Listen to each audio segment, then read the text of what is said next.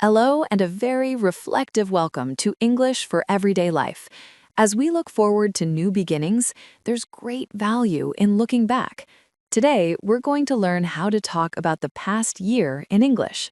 A warm and thoughtful welcome to you. I'm Ollie, and this is Ina. Talking about your year is a beautiful way to practice past tenses, share stories, and connect with others. We'll break it down into easy parts, learn the key phrases, and you will have a clear story to tell by the end of our time together. Whether your year was peaceful, challenging, busy, or full of change, you will have the words to describe it. This is about honoring your journey and practicing your English. Let's begin. Let's start with the overall feeling. How was your year in general? We often use simple, powerful words to summarize. The main question is, how was your year? Or, how has your year been? The simplest answers are, it was good. It was a busy year. It was a challenging year. It was a quiet year. Let's practice. Answer the question for yourself. How was your year? Say one of those sentences. Great. Now let's give that answer more strength. We can use an adverb. For example, it was really good. It was quite busy. It was very challenging. It was pretty quiet. Your turn. Say, my year was quite busy. Excellent. Now let's build the structure of our story. We can talk about our year in 3 parts: the beginning, the middle, and the end. Or we can talk about different areas: work, family, personal growth. Let's start with the beginning of the year. We often talk about plans or hopes. A key phrase is, at the beginning of the year, I wanted to... For example, at the beginning of the year, I wanted to improve my English. Practice that phrase. At the beginning of the year, I wanted to... Good. Now, a very common and useful tense for talking about past experiences is the present perfect. We use it for things that happened sometime in the past year, but we don't say exactly when. The formula is I have plus past participle verb. For example, I have learned many new words, or I have started a new hobby. Let's practice. Say, I have practiced my English a lot. Beautiful. Now for specific events at a specific time, we use the simple past. The formula is I plus verb in past tense plus time. For example, I visited my family in June, or I finished my course in September. Your turn. Think of one thing you did last year. Say, I, verb in the past, in month or season. For example, I traveled in the summer. You are mastering the grammar for storytelling. Now let's talk about achievements. What are you proud of? A great phrase is, one of my achievements was, or I'm proud that I... For example, one of my achievements was reading a book in English. Practice. I'm proud that I stayed consistent with my learning. Life isn't only about achievements. Sometimes we face difficulties. It's okay to talk about them. You can say, one challenge I faced was, or it was difficult when, for example, one challenge I faced was managing my time. Practice saying this honestly. One challenge I faced was... And after a challenge, we often learn something. This is a powerful thing to share. You can say, I learned that, or this experience taught me.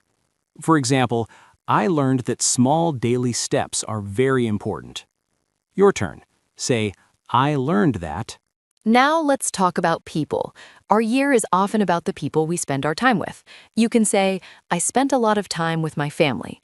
I reconnected with an old friend. I met some wonderful new people. Practice 1. I spent a lot of time with my family. We also talk about changes. A very useful verb is to change. You can say, my routine changed a lot. I changed my job. Some things changed and some things stayed the same. Let's practice. Some things changed last year. Now let's put this all together into a short, coherent story. We'll use a framework. Listen to my example. Overall, my year was quite busy.